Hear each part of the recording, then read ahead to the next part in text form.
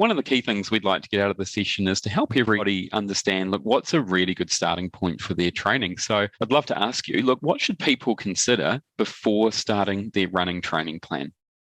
It's a good question with the distances that you want to do. If you're new to running, you probably should look at 5K as your distance. And I do beginner running programs within my business in Lace Up Running. And it's walk, jog for about a month before you're running 20, 25 minutes. So you've really got to take it slow at first.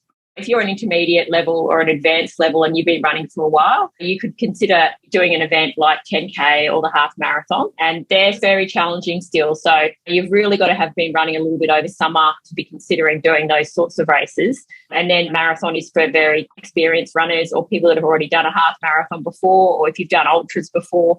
So really a marathon is sort of a bit of a different event to the other three. But obviously you've got to consider health factors as well.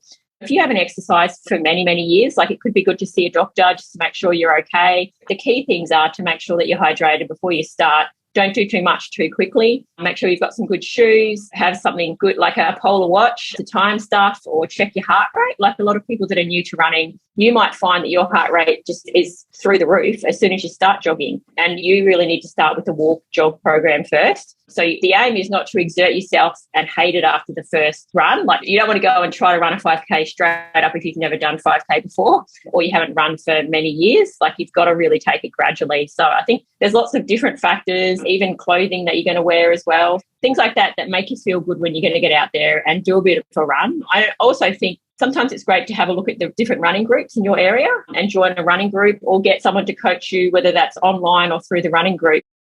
Probably a lot of different things to consider. Running is a very hard sport in the first few months if you haven't run for a while. It is going to be hard at first, but there's so many things that you can get out of running and you always feel good when you've done a run. So it's one of those things that you've got to weigh up how you're going to feel at the end to how you feel when you get out the door. And sometimes it's getting out the door that's the hardest part for someone that's new to running.